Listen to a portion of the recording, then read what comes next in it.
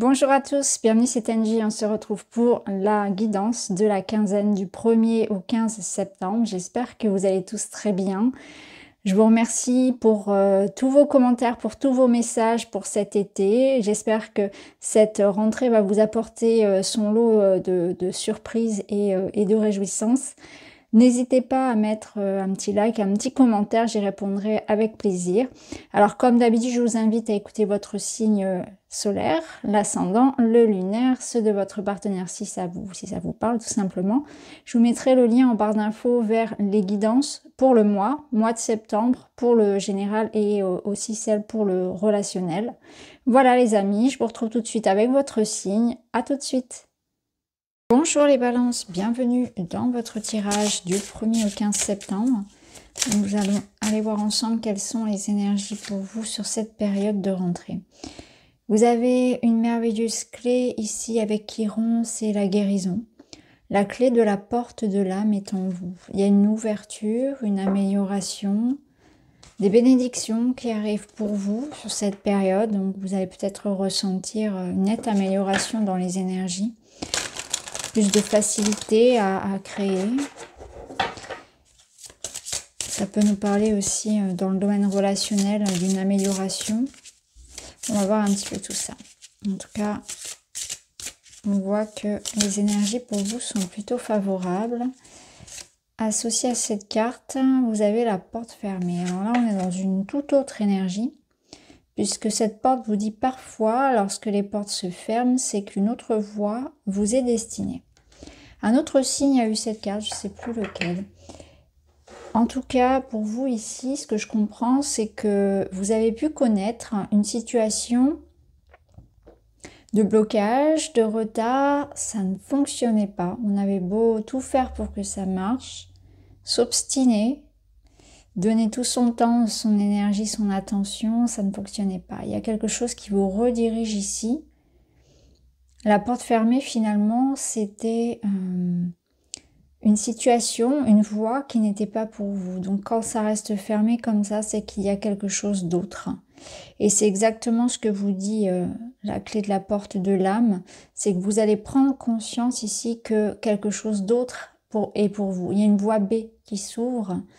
Alors, ça peut être intéressant pour tous ceux qui sont dans des situations justement actuellement de blocage, de retard, de contrariété, qui ne trouvent pas leur voie, qui ne trouvent pas de solution, qui ont cette impression vraiment de stagner, puisque là, la porte va s'ouvrir. Hein. C'est vraiment ce qu'on comprend. C'est vraiment très intéressant d'un point de vue symbolique d'ailleurs, d'avoir à la fois une porte et une clé à côté. Hein. Porte fermée, cette clé ici qui arrive, cette ouverture qui va être possible. Vous avez, avec le Béline, vol et perte pour accompagner ces énergies. Alors, à mon avis, ici, on vous parle de dispersion. Vous voyez, il y a quelque chose où on a perdu, on s'est fait voler de son énergie. C'est ça, je le ressens d'un point de vue plus énergétique que dans le sens d'une tromperie ou d'une manipulation. Mais peut-être que pour certains, vous allez le ressentir au niveau personnel, au niveau sentimental.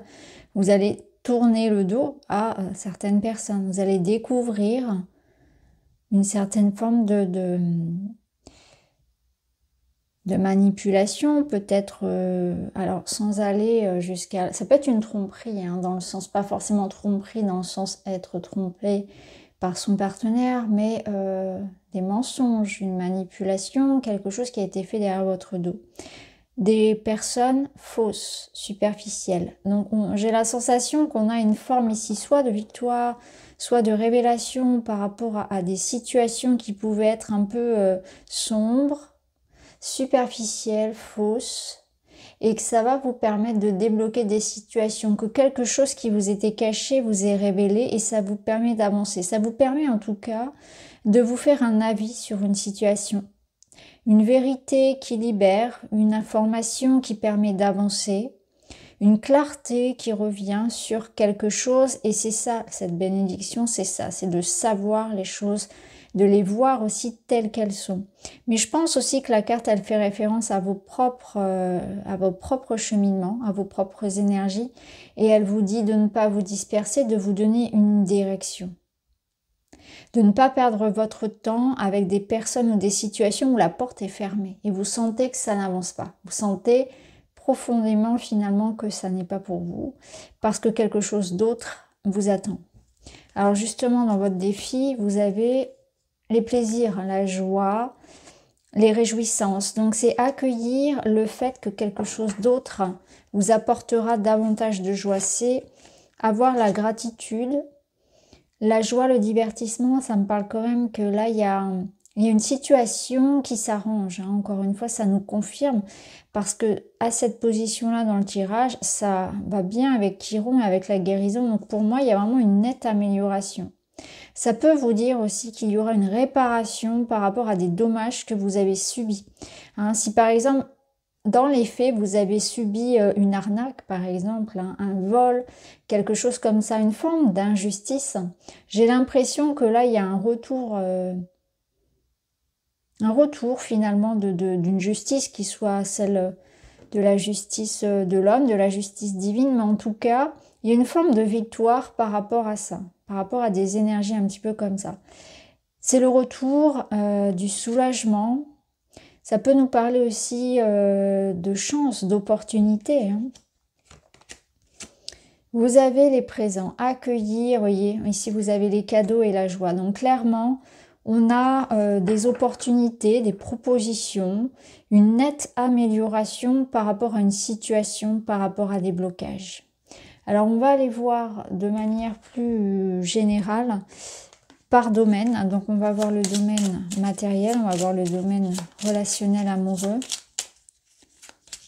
Donc pour le matériel, donc l'argent, le travail, le quotidien. Ici ça va être pour le relationnel et je vais utiliser le tarot. Voilà.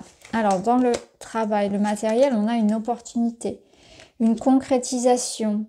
On vous tend quelque chose ici de concret. Ça peut être une somme d'argent, un contrat, un travail, une maison, une idée, une aide, quelque chose que vous pouvez toucher de matériel. C'est aussi l'énergie. Ça peut être aussi la santé, le moral qui reviennent. Ici, qu'est-ce qu'on a? On a des rendez-vous, des démarches qui aboutissent. Il peut y avoir une réussite sur un examen.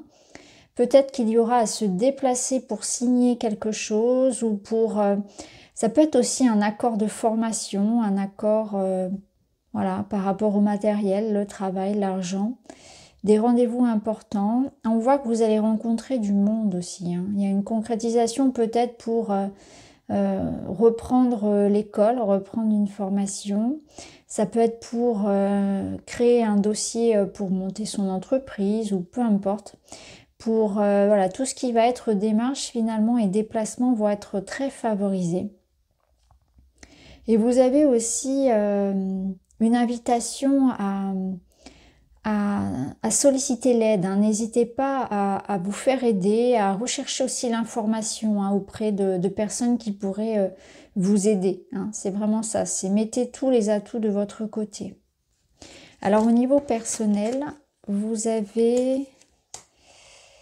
Ok, au niveau personnel, j'ai l'impression ici que vous aurez un petit peu envie d'en faire qu'à votre tête. Je ressens vraiment cette notion de liberté, d'indépendance, mais aussi de tourner le dos.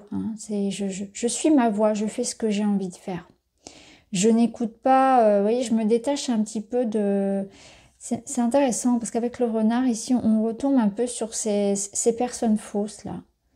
J'ai l'impression que là, vous êtes dans une situation où vous découvrez peut-être le poteau rose par rapport à la vérité, par rapport à une personne qui, je dirais, vous a un petit peu effectivement manipulé ou qui vous a un petit peu menti. C'est pas forcément quelqu'un de particulièrement méchant, c'était pas forcément le but, mais en tout cas, vous y voyez clair par rapport à quelqu'un.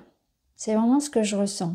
Il peut y avoir vraiment des révélations par rapport à une personne et ensuite des prises de décision, voire de la distance par rapport à ces mêmes personnes.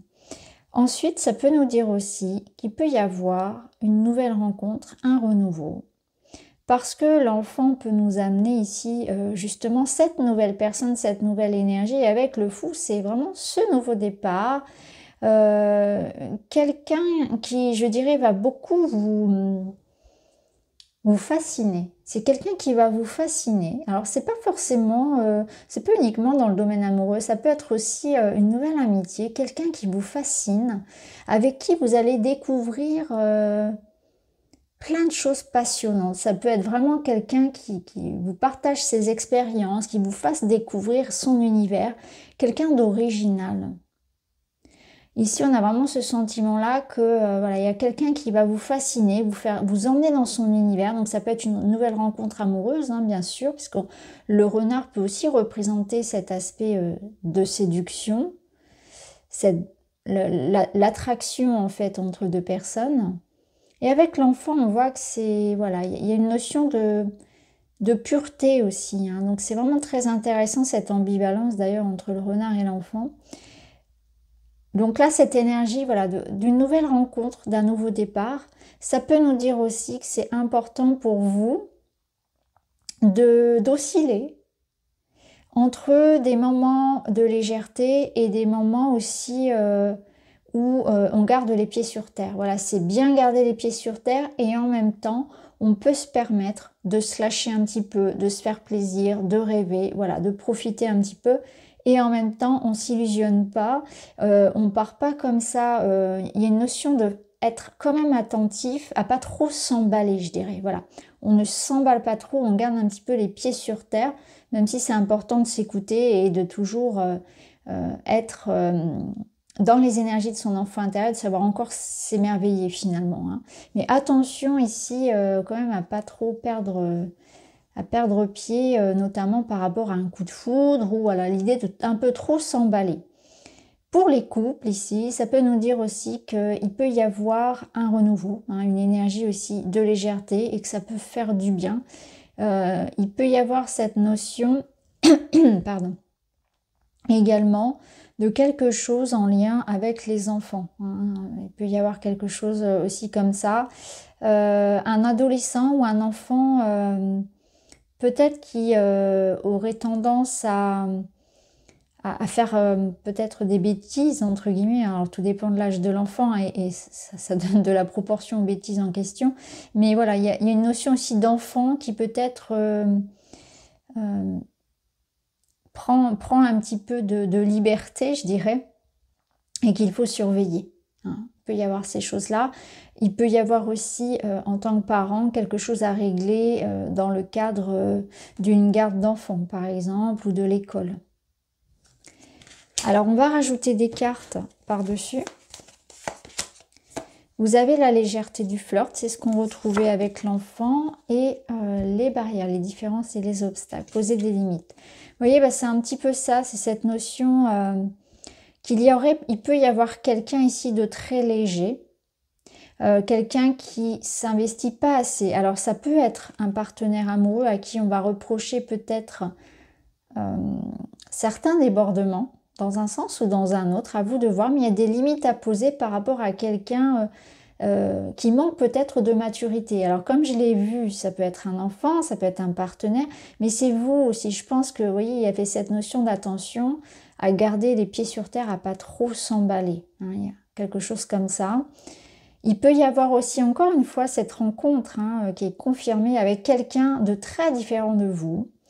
Parce qu'ici on y voit les différences. Hein. C'est comme si voilà, il y avait une nouvelle relation qui pouvait débuter avec quelqu'un de très original, de très charismatique, de fascinant, avec vraiment un mode de vie, des envies, une personnalité très différente de la vôtre. Donc ça peut être assez intéressant pour vous les balances, pour les célibataires notamment. Alors on termine avec un petit message des chakras. Et vous avez le troisième œil. J'ouvre mon esprit. Je suis disponible pour les découvertes. L'inconnu ne me fait pas peur, car j'ose sortir de ma zone de confort. J'accueille l'opinion différente de la mienne. C'est exactement l'énergie du fou. Finalement, c'est celui qui n'a pas peur de sortir de sa zone de confort, de connaissance. Il n'a pas peur de l'inconnu, hein, il plonge dedans. Donc là, c'est exactement ça. Il y a une espèce d'intuition comme ça, où je suis dans cette énergie du fou, où je n'ai pas peur voilà, de m'abandonner à de nouvelles aventures. Mais en même temps, avec le renard à côté, c'est vrai que je vous invitais quand même à voilà, garder les pieds bien ancrés. Et le troisième œil vous apporte de toute façon cette notion de clairvoyance, de discernement. Donc voilà pour vous les balances, j'espère que ça vous parle. N'hésitez pas à me dire en commentaire. Je vous embrasse, à très vite.